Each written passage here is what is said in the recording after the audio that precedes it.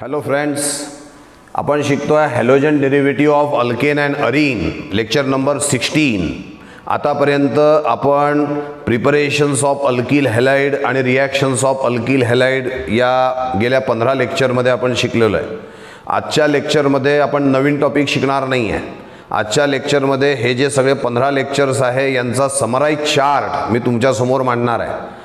ज्याची थेरीमध्ये पूर्ण तो अभ्यास केला असेल त्याला लक्षात ठेवण्यासाठी हा समराइज चार्ट अतिशय महत्त्वाचा ठरतो.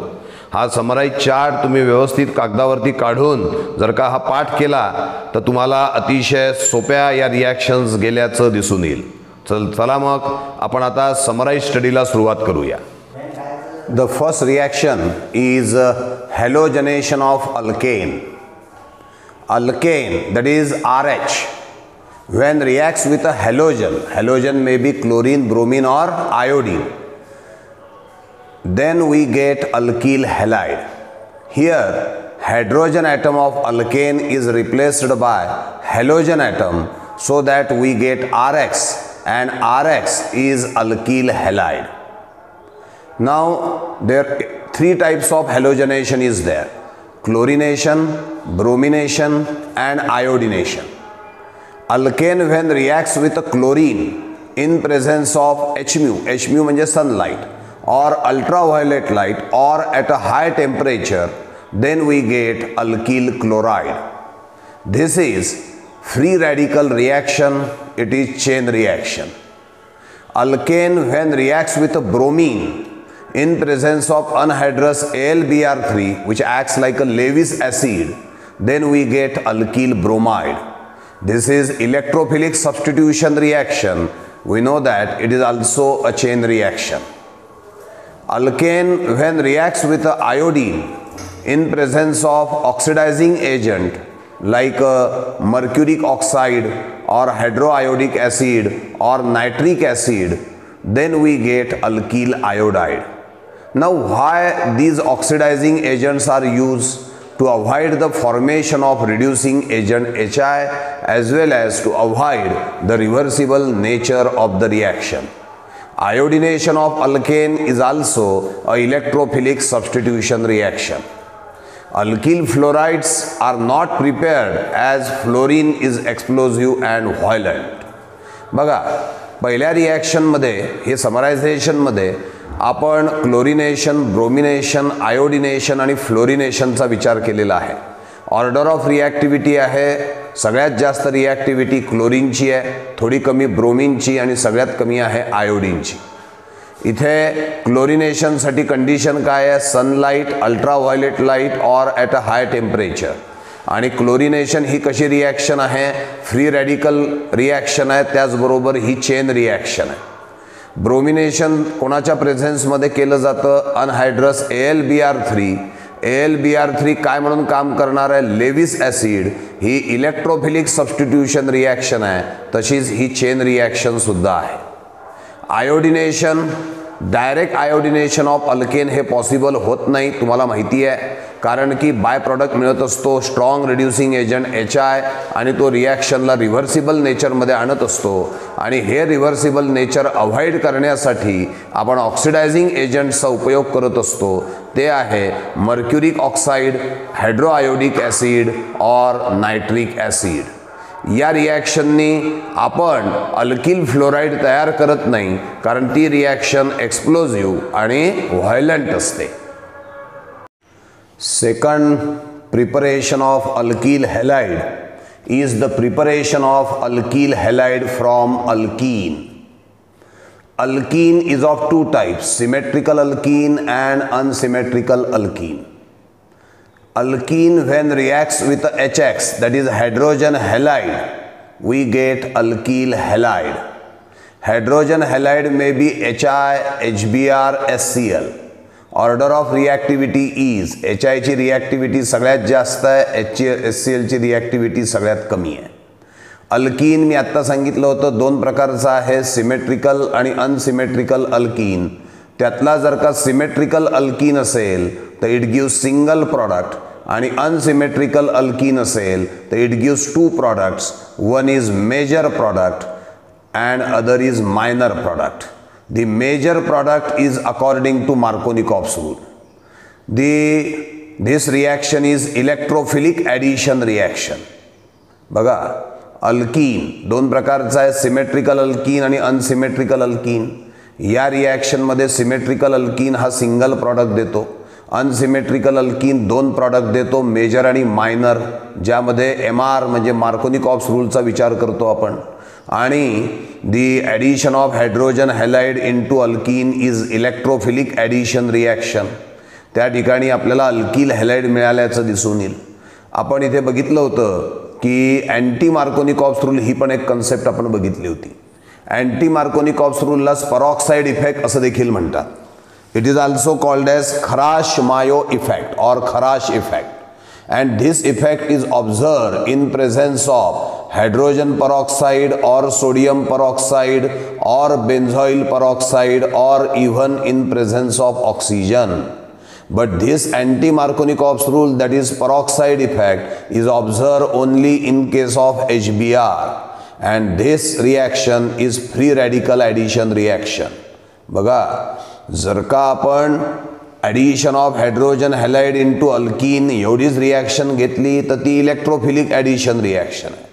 पण addition of hydrogen halide into alkene by peroxide effect किंवा in presence of peroxide effect घेतली तर मात्र ती फ्री रॅडिकल ॲडिशन रिॲक्शन असल्याचं तुम्हाला दिसून येणार आहे. This is about the addition of hydrogen halide into alkyne.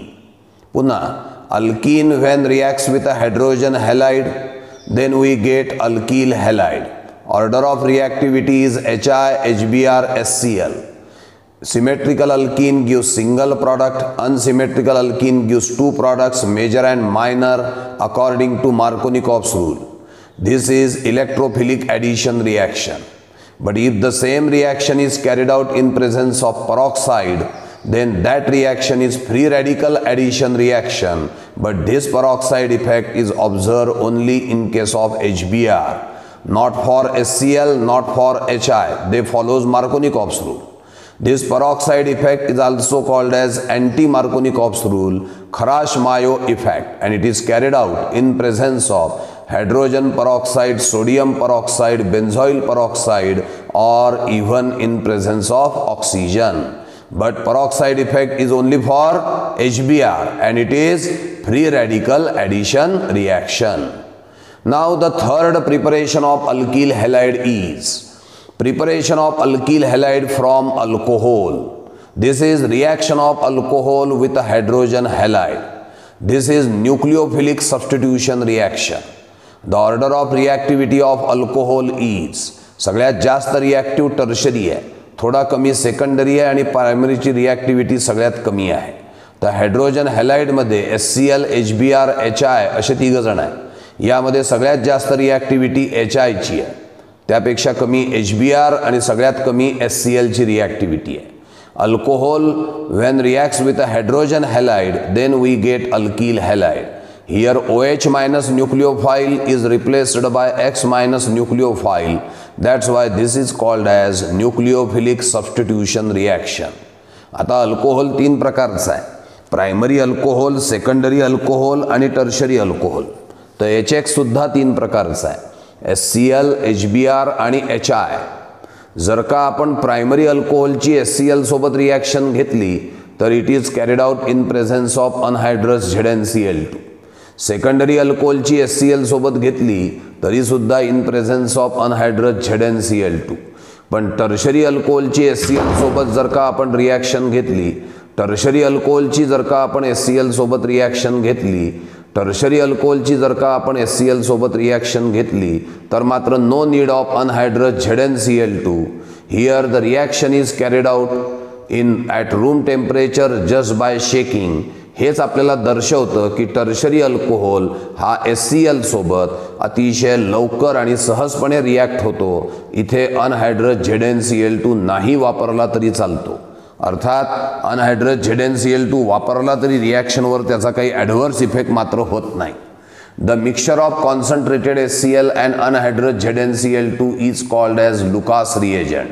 त्याला लुकास रिएजंट असं आपण म्हणत असतो. while the reaction of alcohol with a concentrated HCl in presence of anhydrous ZnCl2 is called as Gruce process. याला Gruce process असं म्हटलं जातं. वाक्यात कसं बोलणार? Primary alcohol when reacts with a concentrated HCl in presence of anhydrous ZnCl2, we get alkyl chloride. Secondary alcohol when reacts with a concentrated HCl in presence of anhydrous ZnCl2, we get alkyl chloride. Tertiary alcohol when reacts with a concentrated HCl just at a room temperature and the reaction takes place just by shaking, then we get alkyl chloride. The mixture of concentrated HCl and anhydrous ZnCl2 is called as Lucas reagent, while this process is called as Gruce process. Now reaction of alcohol with a concentrated HBr. HCl is a stable acid. It is ready prepared in laboratory. But HBr and HI are unstable acid, and that's why they are prepared at the time of need. Here HBr is prepared by using NaBr and concentrated H2SO4. When sodium bromide reacts with a concentrated H2SO4, then we get HBr. This concentrated HBr when reacts with a primary alcohol, then we get alkyl bromide. Secondary alcohol when reacts with a HBr in presence of NaBr and dilute H2SO4, then we get alkyl bromide. तुमच्या एक गोष्ट लक्षात आली असेल चार्टला बघून की primary अल्कोहोलच्या वेळेला जो HBr तयार केलाय तो NaBr आणि कॉन्सन्ट्रेटेड H2SO4 ने तयार केला की जेणेकरून लवकर HBr आपल्याला तिथे मिळेल. पण सेकंडरी अल्कोहोलच्या वेळेला जेव्हा HBr सोबत रिॲक्शन करतोय तेव्हा HBr तयार करत असताना NaBr सोबत डायल्यूट H2SO4 घेतलाय. डायल्यूट H2SO4 घेतल्यामुळे HBr थोडा उशिरा मिळेल पण ते चालेल. याचं कारण आहे जर का इथे आपण कॉन्सन्ट्रेटेड H2SO4 वापरला असता तर त्या कॉन्सन्ट्रेटेड H2SO4 नी NaBr सोबत रिॲक्शन करून HBr तयार करण्याच्या ऐवजी त्या कॉन्सन्ट्रेटेड H2SO4 नी सेकंडरी अल्कोहोलचं डिहायड्रेशन केलं असतं आणि अल्कीन आपल्याला दिला असता. त्यामुळे ही गोष्ट नेहमी करता लक्षात घ्या की primary alcohol when reacts with concentrated HBr in presence of NaBr and concentrated H2SO4. पण सेकंडरी आणि tertiary alcohol when reacts with a concentrated HBr which is prepared by using sodium bromide and dilute H2SO4. Why dilute H2SO4? Why not concentrated H2SO4? कारण जर का इथे HBr तयार करण्यासाठी concentrated H2SO4 आपण वापरला तर तो कॉन्सन्ट्रेटेड H2SO4 या सेकंडरी आणि टर्शरी अल्कोहोलचं रूपांतर अल्कीनमध्ये करून टाकतो आणि आपल्याला तर तयार करायचं होतं अल्कोहोलपासून अल्किल हॅलाइड आणि तयार झाला अल्कीन. तर ते आपल्याला होऊ द्यायचं नाही आहे. म्हणून सेकंडरी आणि टर्शरी अल्कोहोलची HBr सोबत रिॲक्शन करत असताना जो HBr तयार तुम्ही करता हा तो NaBr आणि डायल्यूट H2SO4च्या मदतीनेच तयार केला गेला पाहिजे हे लक्षामध्ये ठेवा. Primary alcohol, secondary alcohol, tertiary alcohol when reacts with a hydroiodic acid that is HI. पुन्हा तोच मुद्दा की HI जो आहे तो अनस्टेबल ॲसिड आहे, prepared at the time of need आहे. मग कसा तयार केला आहे तर पोटॅशियम आयोडाईड आणि फॉस्फोरिक ॲसिड आपण वापरला आहे. इथे सुद्धा मनात प्रश्न निर्माण होईल की HI तयार करण्यासाठी KI सोबत H2SO4 का नाही वापरला, H3PO4 का वापरला. तर हा H2SO4 जर का वापरला असता तर त्यांनी HIचं रूपांतर I2 मध्ये करून टाकलं असतं आणि रिॲक्शन काही झाली नसती. आणि म्हणून H2SO4च्या ऐवजी H3PO4 इथे वापरल्याचं आपल्याला दिसून येतं आहे. बघा तिसरी रिॲक्शन काय घेणार? Alcohol which may be primary, secondary और tertiary when reacts with a hydroiodic acid which is prepared by using potassium iodide and phosphoric acid we get alkyl iodide. आपल्याला अल्कील आयोडाईड मिळाल्याचं दिसून येतं. This is about the reaction of alcohol with a hydrogen halide to prepare alkyl halide. या रिॲक्शनमध्ये अल्कोहोलपासून alkyl halide आपण तयार केलेला आहे. अल्कोहोलपासून अल्कील हॅलाइड तयार करण्याच्या अजून काही रिॲक्शन्स आपल्याकडे आहेत. बघा कोणत्या आहेत? Alcohol when reflux with thionyl chloride that is SOCl2 in presence of pyridine then we get alkyl chloride. अल्कोहोलची SOCl2 सोबत म्हणजे थायोनिल क्लोराइड सोबत आपण या दोघांना रिफ्लक्स करणार आहे कोणाच्या प्रेझेन्समध्ये, पायरिडीनच्या. अशा वेळी आपल्याला अल्किल क्लोराईड मिळत असतो. या मेथडला डार्झन्स मेथड असं म्हणतात आणि ही बेस्ट मेथड अशी समजल्या जाते. याचं कारण आहे जे बाय प्रॉडक्ट आहे -SO2 म्हणजे बाय प्रॉडक्ट येतो जो या प्रॉडक्टच्या सोबत मिळत असतो, म्हणून या साईडला मायनसमध्ये दाखवतो आपण. त्या ॲरोवरती जे मायनस करून लिहिलेलं असतं समजायचं ते दुसऱ्या साईडला बाय प्रॉडक्ट आहे. -SO2 -HCl म्हणजे these two are bye product and both this by product are in gaseous state. Upward arrow दाखवलेत आपण. म्हणजे याचा अर्थ काय आहे, या अल्किल क्लोराईड सोबत हे जे दोन बाय प्रॉडक्ट मिळतात हे दोन्हीच्या दोन्ही गॅसियस स्टेटमध्ये असतात, ते इझिली रिमूव्ह केल्या जाऊ शकतात. आणि अल्किल क्लोराईड हा आपल्याला प्युअर स्टेटमध्ये मिळतो आणि त्यातले बाय प्रॉडक्ट करण्यासाठी वेगळं काही करण्याची गरज पडत नाही, म्हणून याला बेस्ट मेथड म्हणतात जी डार्झन्स मेथड आहे. वाक्य पुन्हा ऐका. Alcohol when reflux with thionyl chloride in presence of pyridine, then we get alkyl chloride. This is Darzan's method. This is best method because in this method the byproduct obtained, which are SO2 and HCl, they are in gaseous state and which can be easily removed. Alcohol when heated with a phosphorus pentachloride, then we get alkyl chloride along with phosphoryl chloride and HCl. Alcohol when heated with a phosphorus trichloride, then we get alkyl chloride along with phosphorus acid. इथे मी PCl3 घेतलाय, याच्याऐवजी तुम्ही PBr3 किंवा PI3 सुद्धा घेऊ शकता. काय फरक पडेल, फक्त जो बाय प्रॉडक्ट आहे तो अल्किल क्लोराईडच्या ऐवजी अल्किल ब्रोमाइड किंवा अल्किल आयोडाईड मिळेल. हा पण एक महत्त्वाचा मुद्दा लक्षात घ्या. हा जो फॉस्फरस ट्रायक्लोराईड आहे हा स्टेबल आहे, हा लॅबोरेटरीमध्ये अवेलेबल आहे. पण PBr3 आणि PI3 मात्र हे अवेलेबल नाहीत. यांना तुम्हाला लॅबोरेटरीमध्ये तयार करावं लागेल. कसं तयार करतात यांना, तर रेड फॉस्फरस आणि ब्रोमीन यांच्या रिॲक्शननी PBr3, तर रेड फॉस्फरस आणि आयोडीन यांच्या रिॲक्शननी PI3 म्हणजे फॉस्फरस ट्राय आयोडाईड हा तयार केला जातो. म्हणजे अल्कोहोलपासून अल्किल हॅलाइड तयार करण्याच्या 4 पद्धती झाल्या. Alcohol with a hydrogen halide, alcohol with a thionyl chloride, alcohol with PCl5, alcohol with PCl3, शेवटी मिळतो अल्किल हॅलाइड. मग या 4 पद्धतींमध्ये सगळ्यात चांगली कोणती, तर reaction of alcohol with thionyl chloride. Darzens method best method म्हणतात. हा MCQ म्हणून येतो किंवा अल्कोहोलपासून अल्किल क्लोराईड तयार करण्याच्या 4 पद्धती आहे, यातली कोणती चांगली पद्धती आहे, तर रिॲक्शन विथ थायोनिल क्लोराईड. ठीक आहे. का बरं चांगली पद्धती आहे, कारण या रिॲक्शनमध्ये प्रॉडक्ट सोबत मिळालेले बाय प्रॉडक्ट गॅसियस स्टेटमध्ये असल्यामुळे ते आपोआप तुम्ही सेपरेट करू शकता. आता आपल्याला पुढची रिॲक्शन बघायची आहे, ती आहे हॅलोजन एक्सचेंज रिॲक्शन. आता हॅलोजन एक्सचेंज रिॲक्शन कशी घेणार आपण, तर हॅलोजन एक्सचेंज रिॲक्शन जी आहे त्यामध्ये अल्किल क्लोराईड और alkyl bromide they are converted into alkyl iodide or alkyl fluoride. This is called as halogen exchange reaction. याला आपण हॅलोजन एक्सचेंज रिॲक्शन असं म्हणत असतो.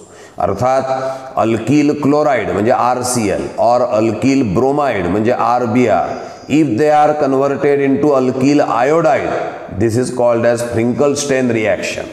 म्हणजे अल्किल क्लोराइड और alkyl bromide when converted into alkyl iodide, this is called as Finkelstein reaction.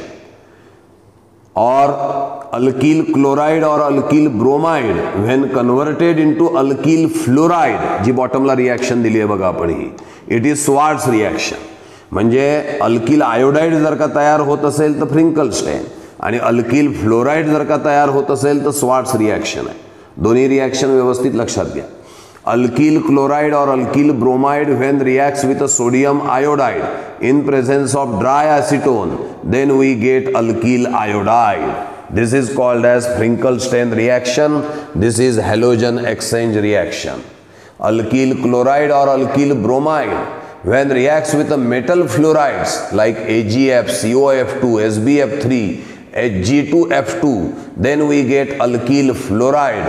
This is called as Schwarz reaction. It is also halogen exchange reaction. म्हणजे alkyl chloride और alkyl bromide पासून alkyl iodide जर का मिळाला तर फ्रिंकलस्टेन, आणि alkyl chloride और alkyl bromide पासून अल्किल फ्लोराइड जर का मिळाला तर मात्र ती स्वार्ट्स रिॲक्शन असते. All this is about the preparation of alkyl halide from various reactant and reagent. वेगवेगळ्या रिॲक्टंट आणि रिएजंट पासून आपण अल्किल हॅलाइडला तयार केलेला आहे. किती पद्धती झाल्या?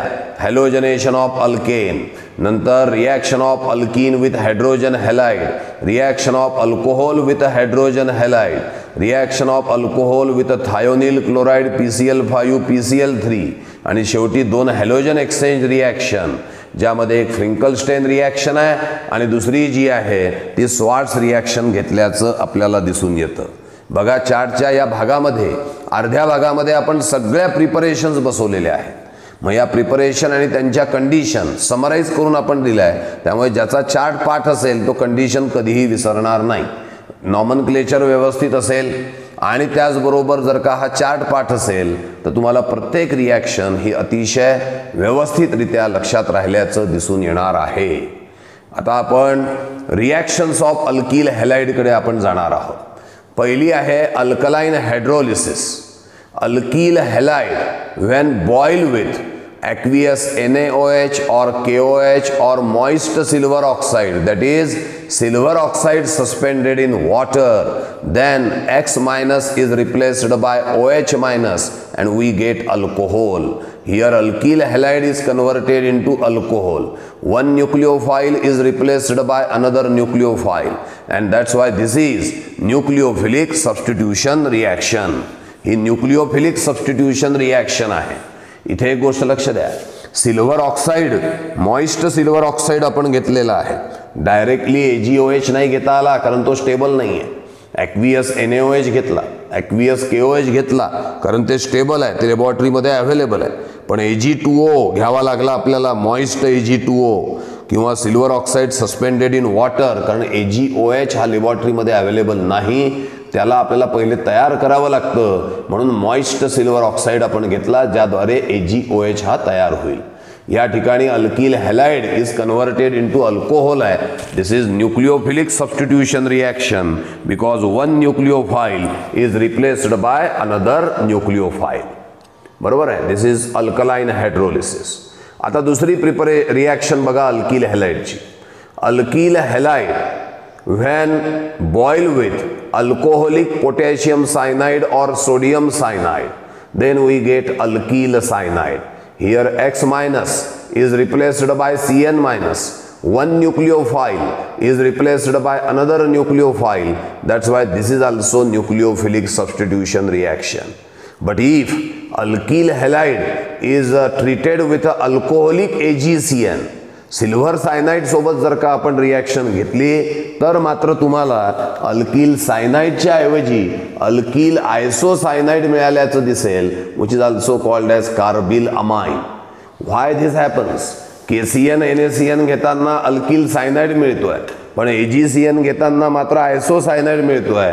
याचं स्पष्टीकरण मी लेक्चरच्या दरम्यान दिलेलं आहे आणि ती हिंट लक्षात राहावी म्हणून चार्टमध्ये या AgCNच्या खाली तुम्हाला कोव्हॅलंट कंपाऊंड हा शब्द दिल्याचं दिसतं. यावरनं हिंट मिळते.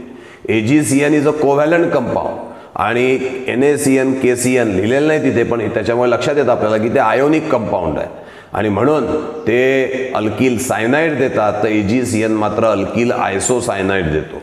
या अल्किल आयसोसायनाइडला कार्बिल अमाइन सुद्धा म्हणतात आणि याचा प्रचंड घाणेरडा वास असतो, त्यामुळे तयार झाल्याबरोबर त्याची उपस्थिती आपल्याला जाणवत असते. थर्ड प्रिपरेशन जी आहे ती आहे, third reaction in fact alkyl हॅलाइडची, ती आहे प्रिपरेशन अल्किल अमाइनची. This is Hofmann's ammonolysis method. बघा अल्किल हॅलाइड आणि अल्कोहोलिक HNH2 म्हणजेच अमोनिया, अल्किल हॅलाइड आणि अल्कोहोलिक अमोनिया या दोघांचं मिक्सचरला आपण हीट करणार आहे अंडर प्रेशर, किंवा या दोघांच्या मिक्सचरला आपण FE ट्यूबमधनं पाठवू at 373 kelvin. then we get RNH2, that is amine. Here X minus is replaced by NH2 minus. That's why this is also nucleophilic substitution reaction.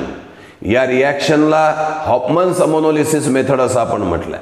एक गोष्ट लक्षात घ्या, यामध्ये 3 प्रकारचे आपण रिॲक्शन बघू शकतो. समजा अल्किल हॅलाइड आणि alcoholic ammonia they are taken in equal amount, सारख्या प्रमाणात जर का आपण घेतले तर bye product is primary amine, जो बाय प्रॉडक्ट आपल्याला मिळेल तो प्रायमरी अमाइन असेल. पण जर का आपण अल्किल हॅलाइडला जर का एक्सेसमध्ये घेतलं तर अशा वेळेला it gives mixture of primary, secondary, tertiary and quaternary ammonium salt. आणि हे जे मिक्सचर मिळतं आपण बघितलं, it is quite difficult to separate. They can be separated by Hofmann's method, Hinsberg method, fractional distillation method, but it is quite difficult. And that's why if you have to prepare only primary amine, then this method is not preferred. याला prefer केल्या जात नाही. Order of रिॲक्टिव्हिटी काय आहे?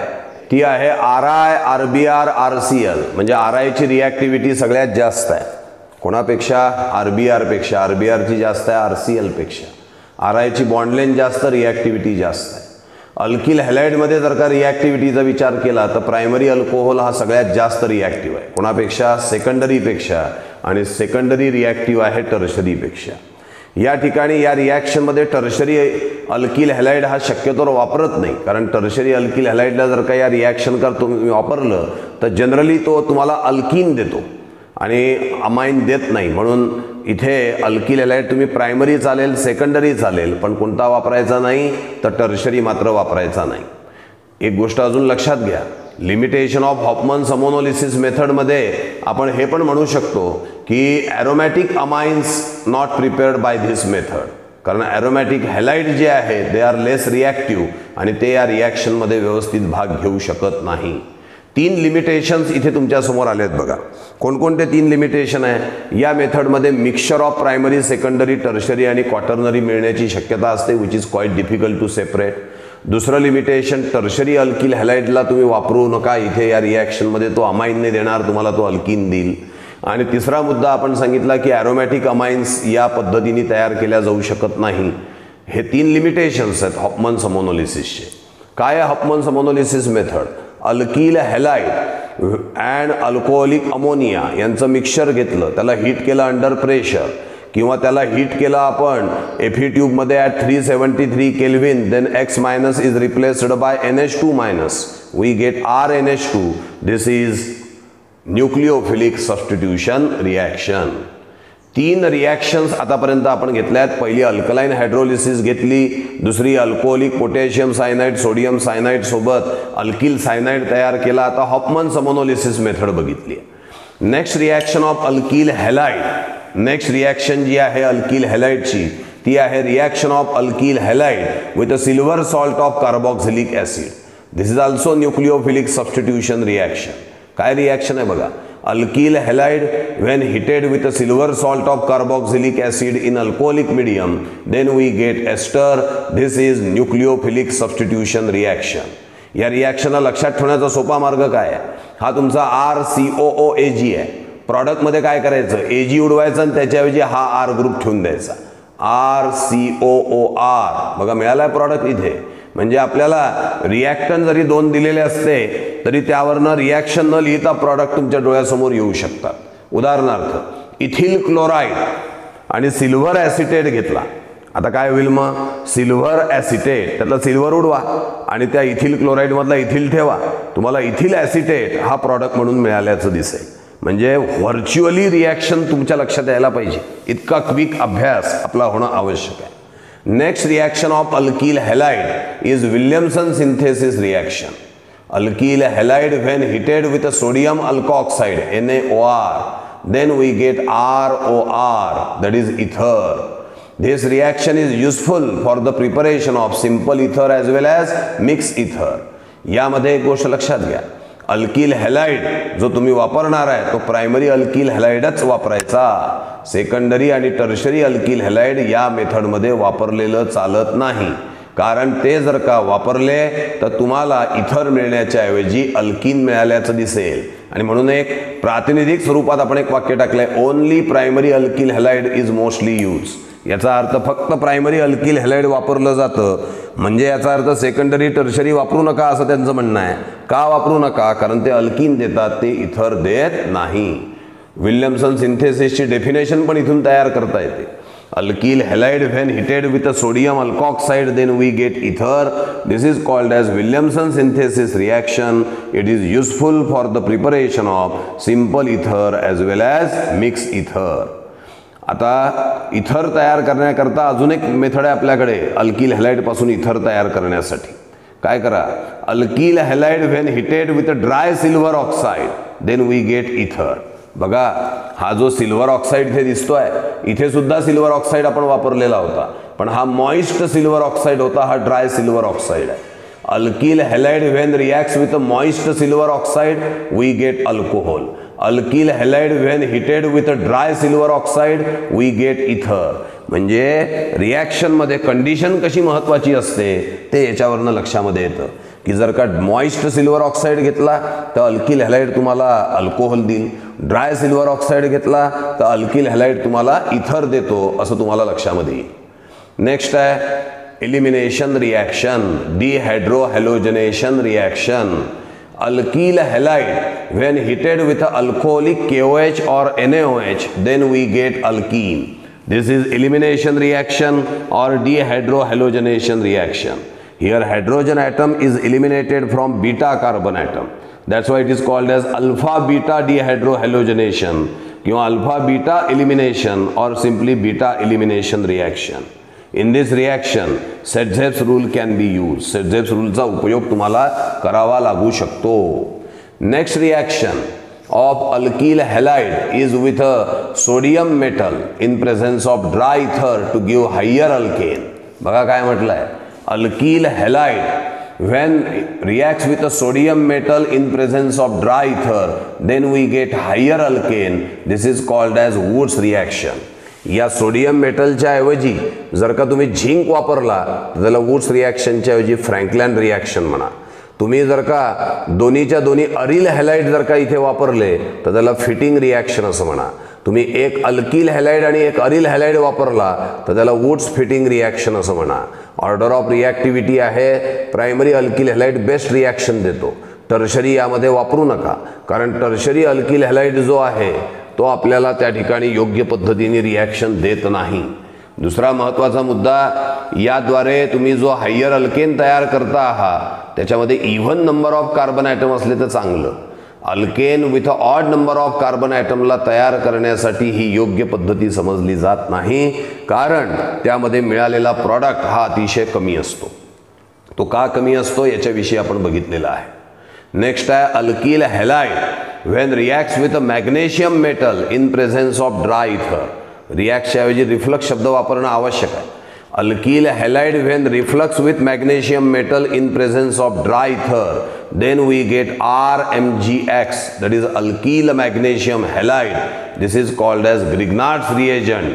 कोणी डिस्कवर केला? Victor Grignard. Last पिरियडला आपण बघितलंय.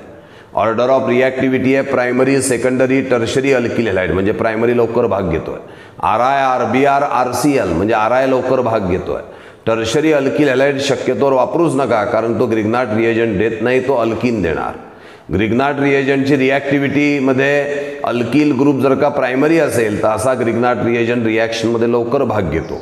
म्हणून 1 degree GR more reactive than 2 degree GR which is more reactive than 3 degree GR. RMgI is more reactive than RMgBr which is more reactive than RMgCl. आपण इथे Grignard's reagent तयार केलेला आहे. बघा एकदा रिॲक्शन्स कोणकोणत्या होत्या. अल्कलाइन हायड्रोलिसिस म्हणजेच reaction of alkyl halide with aqueous NaOH or KOH or moist silver oxide which gives alcohol. Reaction with alcoholic potassium cyanide or sodium cyanide gives alkyl cyanide. Reaction with alcoholic silver cyanide gives alkyl isocyanide. Reaction with alcoholic ammonia is called as Huffman's ammonolysis method. It gives amine. Reaction with the silver salt of carboxylic acid, it gives us ester. Reaction with the sodium alkoxide gives ether. Reaction with the dry silver oxide also gives ether. When alkyl halide is heated with a alcoholic KOH, इथे aqueous KOH होता. Alkyl हॅलाइडची aqueous KOH सोबत reaction घेतली की alcohol, आणि alcoholic KOH सोबत घेतलं की alkene मिळतो. म्हणजे पुन्हा कंडिशन महत्त्वाची. Alkyl halide with aqueous NaOH or KOH gives alcohol. Alkyl halide with a alcoholic KOH or NaOH gives alkene.